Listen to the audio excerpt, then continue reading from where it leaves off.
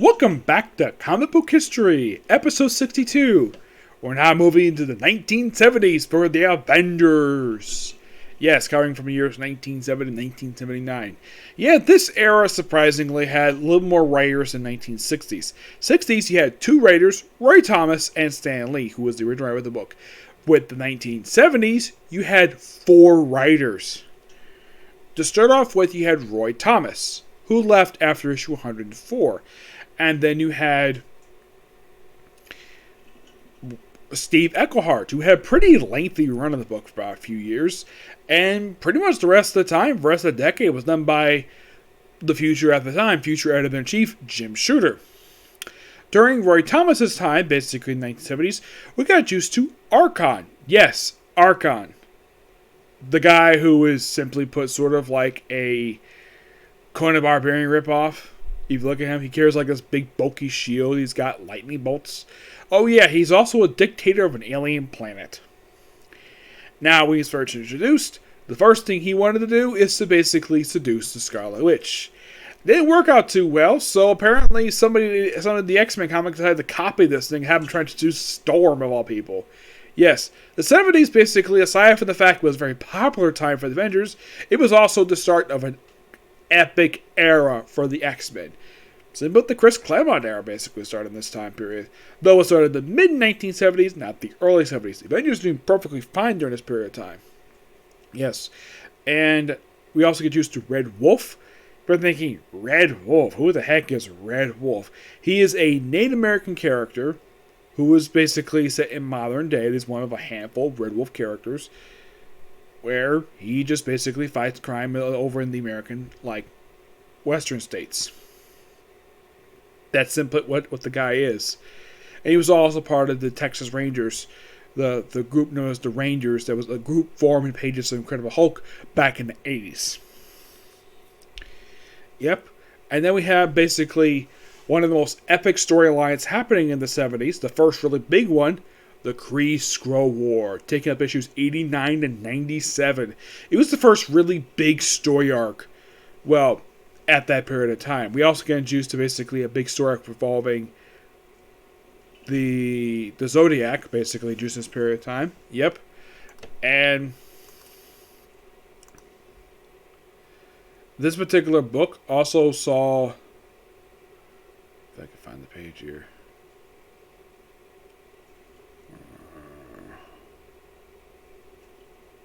That's interesting. Yeah. Who joined the Avengers during the 70s? During the 70s, you had, this happened, a lot of it during Eckhart's run, and a little bit during Jim Shooter's run. I'll get to this one, don't worry about that. So, pretty much, right after the Kree-Skrull Saga, which I highly recommend checking out. It's a really good saga. And this saga basically would plant seeds for some stories in modern day. Yeah, there's actually modern day follow-ups to this. Though the formation of a team, basically a behind-the-scenes team, Illuminati, basically has been responsible for that. Yeah. And not long after this event, we had a storyline where Hercules was kidnapped and taken to Olympus. So Captain America decided to recruit, at that time, bring in every single person with Avenger at that point, including the Hulk for a one-off appearance. Yes. So, they go to Olympus, beat the crap out of some people, rescue Hercules. Great story. 101, just a standard on one side issue. And then the final few issues of this run is quite interesting to say the least. It's by far one of the most strangest things that Roy Thomas ever did for this book. Now, normally these group of characters are associated with the X-Men. For the first time ever in the Avenger comics, and by the way, they would do this again into the 90s. We had the Avengers versus the Sentinels. Yes, the frickin' Sentinels. Though this is the Mark II Sentinels. I would say this is probably, I think it's either, if I can tell, it's either Mark II Sentinels, I say. This is, from what I can tell, this is not long after some of the Sentinels, basically some of the surviving ones. And this is a way that basically Roy Thomas ended his run for the book, was having the Avengers fight the frickin' Sentinels. Yes, the Sentinels, the mutant hunting robots. which that was quite interesting to say the least. And then that was pretty much it for Roy Thomas's run. It's a really great run for the book. And then we have the epicness that was Steve Eichelhart. Eichelhart, simply put, the first thing he had to do was have Black Widow join the team. Yes, the Black Widow joined during this time period. Yep, this is after a brief fling in the pages of Daredevil. Now, Hawkeye, during Roy Thomas's run, had briefly become Goliath. Yes. Though the reason for this is because a person he was involved with in Black Panther told him no, he could not come because of his personal involvement. So Hawkeye was like, screw that, I'm going to become Goliath. Also during this period, so this is quite interesting though, we saw the debut of the Yellow Jacket, who is actually Hank Pym, believe it or not. Yes, and we actually had where Yellow Jacket kidnapped the Wasp and then proposed to her. Yep, and then we have the wedding of Yellow Jacket and the Wasp. Yellow Jacket was revealed to be Goliath in part of the skies. Went giant size, bit the comic with bad guys. And this was a marriage that lasted for over a decade. Yep. Excuse me. Though it's later revealed by Hank Pym. Though this is later retconned by other writers years later. Where he can't go giant size anymore. Nope. He can go small, but he can't go giant size. Doctor's orders. This would probably, from what I can tell, this stayed in effect up until the 1990s, where pretty much writers like, yeah, this is stupid. We're basically get rid of this. Yeah, so Hank Pym never went giant size ever again after this for a long time. Yeah, I'm not sure whose idea it was. It might have been editorial man. I have no idea. But he was pretty much basically being Yellow Jacket a lot of the time. And this was technically the last identity he assumed because over the course of over a decade, he went through 4 different identities. First it was Ant-Man, and then it was Giant Man, and then Goliath, and now Yellow Jacket. Which this would be sort of in a way his default code name for a long period of time. Until about the 90s, we would switch back and forth between various different identities, and he switched full time to be Yellow Jacket for several years before it became the Wasp in 2009. As a tribute to Janet Van Dyne, which I'll get to that eventually, of course. Yep. Now, Eichelhart's run, aside from the fact we have Black Widow joining the group, we also had the epicness that was the Avengers Defenders War, a really good story arc that crossed up between Avengers and the Defenders. I've kind of briefly mentioned about this storyline when I talk about Defenders in this previous review series. Simply put, this storyline is simply this. Dormammu formed an alliance with Loki. Yes, Loki. The guy who basically started Avengers. In this storyline, he is blind. Now you're probably thinking, wait, why is Loki blind for? And this is one thing I love about these comics. Editorial notes. Something that's actually missing from modern day comics. Like, I think you occasionally see that for DC, but not very much anymore. Like, I would say Marvel was notorious for this. I mean, you gotta love the fact that Marvel loved their editorial notes. Though nowadays, you see maybe 1 or 2 comic books. I think the only comics I've seen lately that I can think of is, like, I've seen this in Amazing Spider-Man. Yeah, Nick Spencer brought this back during his era. And, of course, Black Panther uses it. And I think Venom uses it too. And that's it. Because I really miss the editorial notes. Because those were always great things. And the 70s used them, like, just as much as the 60s ones did. Mostly put also for the 70s. This is also a period of time when Avengers are everywhere in the Marvel comic books. Even though there's not a crossover going on. Yeah, there's no, with the exception of this, aside from this one, a lot of the time, basically, this is the era of team-ups. Lots and lots of team-ups. We started this thing, because mostly every single character you could find on the book, occasionally might appear. In this era, became commonplace, because of the Marvel Universe. Yep, now as for the actual event itself, it basically has the Defenders searching for pieces of the evil eye. The Loki gets away from Dormammu and starts basically tells Avengers, hey, the Defenders basically are being manipulated by Dormammu to get these pieces known as the evil eye, and to basically have him basically take over the world And it's a really epic storyline. Though the storyline ends basically Nick Fury found out about the Defenders, Doctor Strange wipes his memory of the Defenders because Defenders operate in secret. Yep. Also in this particular time period, we get introduced to the Mantis. Yes, the Mantis. And reintroduction to the Swordsman, who had been an occasional villain of the Avengers, who actually returned to the team after reforming. Mantis, basically, not only after she's first introduced, we get introduced to her backstory, where she's actually the daughter of one of the members of the Zodiac, because they came back too. Yeah, her father is actually Libra. Yes, Libra. He also explains the backstory, the reason why he's actually blind. Yeah, the reason why he's like this, because of explosion. And also the fact, here's the thing. Now, he mentions that he was a soldier in Vietnam, because everything mentions Vietnam, where he went to a temple, and basically he fell in love with one of the women there, and she apparently became pregnant not long after this.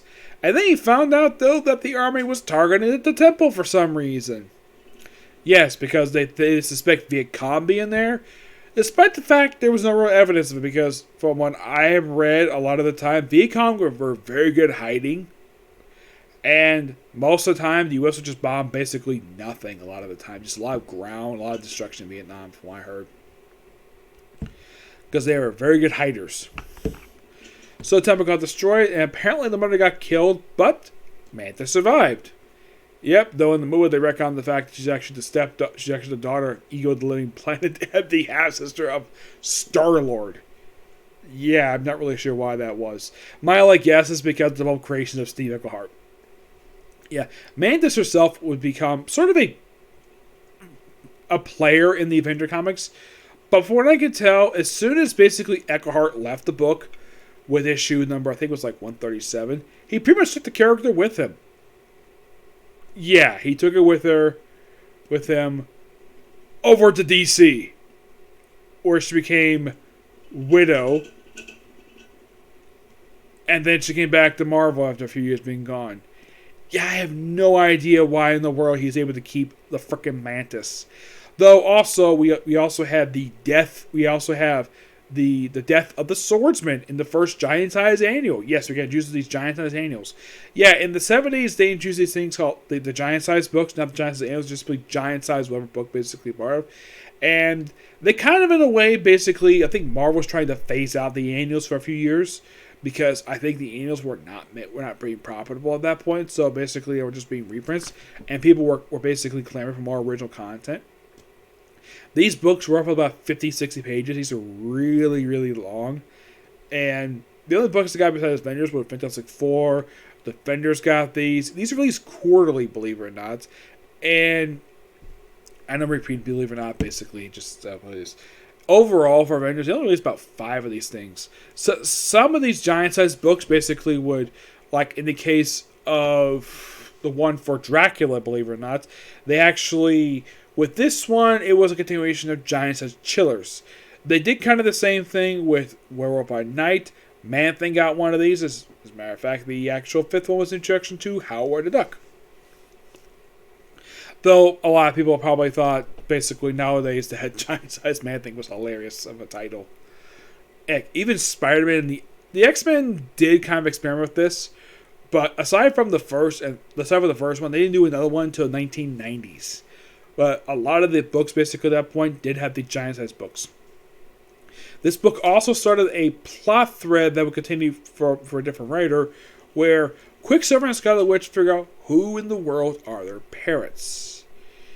Yes, and it was highly debatable at the time that the parents of Quicksilver and Scarlet Witch were the Wizard Miss America, which later proved to be untrue. They did have a child, though, a character by the name of Nuko. Yes, Nuko. And in this, and when apparently when he was born, apparently his mother died. Yes, Miss America died via giving birth to this kid. Yeah, it was some kind of nuclear radiation he was exposed to, so he was kept in a coma for over 20 years. And later on became part of the B Battalion. Yep. The only reason why at the time, Wizard thought Quicksilver was his son because they could book out speed powers. That's what he thought, until about the following decade, where his retcon Quicksilver's father was actually Magneto. Yep, and toward the end of this time, we got introduced to the Legion of the Unliving. Yes, an excellent group of people, which basically had its members being the Frankenstein Monster, Dracula, the Green Goblin, Baron Zemo, and Bucky Barnes. Now you're probably thinking, okay, like the Green Goblin, they didn't specifically confirm at that point, like because Harry was still alive at that point, that it's been kind of unofficially confirmed this is actually Burt Hamilton who was part of this lineup because he died prior to this, so that's the reason why for that. In the case of Bucky, this one, it's not Bucky Barnes per se. It's not James Buchanan Barnes. It's not him because this is later retcon because of revival in the mid-2000s. So it's probably one of two people per se who could have been this particular Bucky. It could have been the guy who replaced Bucky in the 40s or the one in the 50s. They never officially confirmed exactly which one this was.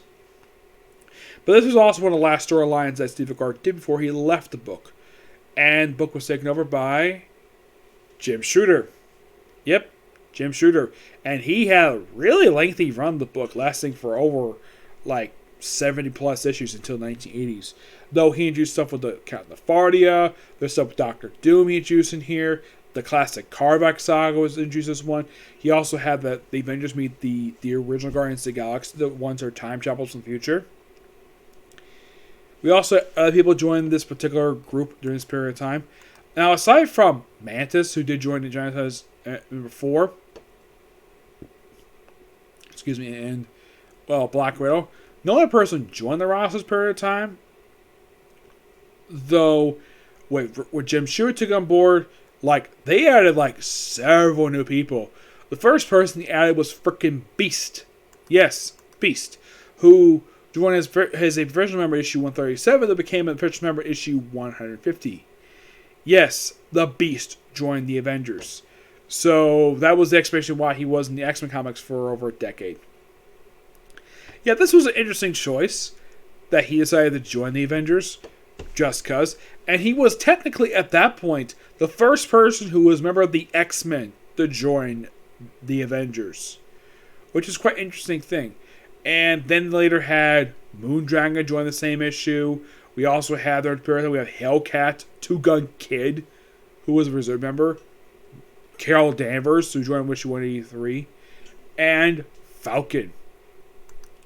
During this period of time, we also got introduced to a very important character who actually is still around to this very day, mostly currently appearing in pages of Immortal Hulk, Henry Peter Gyrick.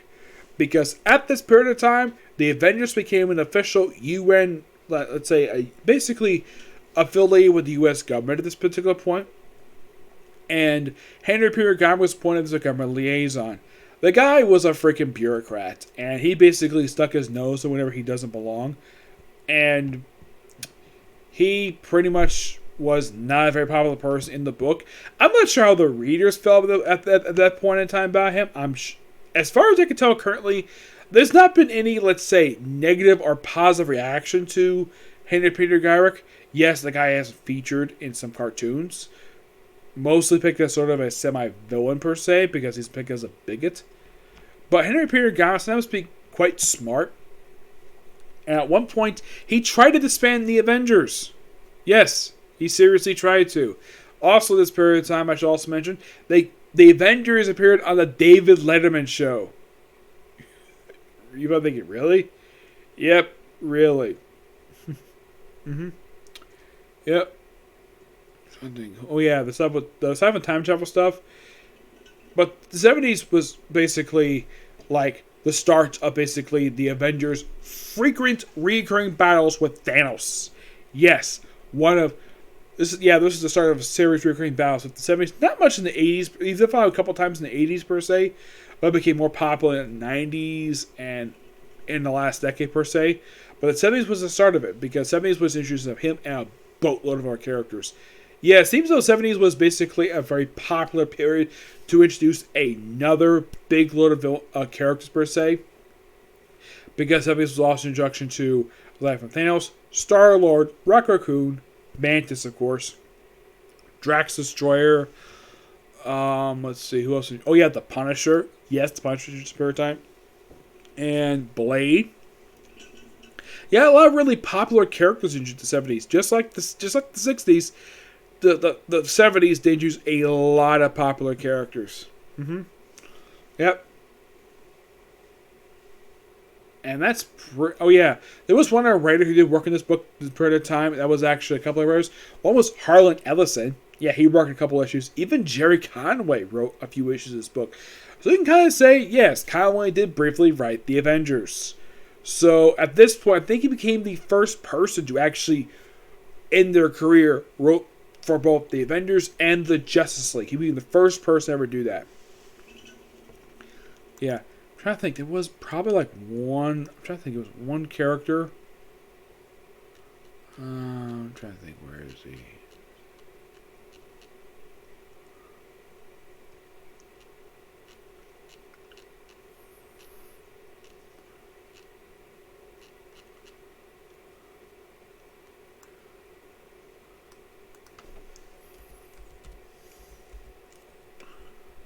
Let's see. There's. I think it was actually. No, not him yet. Yeah, there was one Avengers character I thought was introduced here, but nope. He was not introduced this period of time. Let's see. Let's see.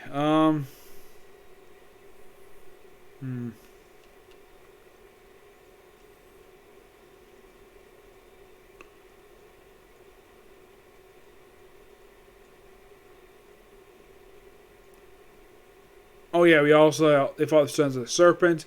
This also introduced the Squadron Sinister. The Squadron Supreme got used this particular decade. Yes, the Squadron Supreme, who were simply put the Marvel's analog to the Justice League. That was simply just for it. Yeah, Avengers, very good period of time for the Avenger comics. Yes, very good period of time. The Avengers lamp also shifted a few times, and there was one issue. I think it was like issue like. I'm trying to think what issue was. I think it was like issue number like 180 something. I think it was just after Falcon joined the team.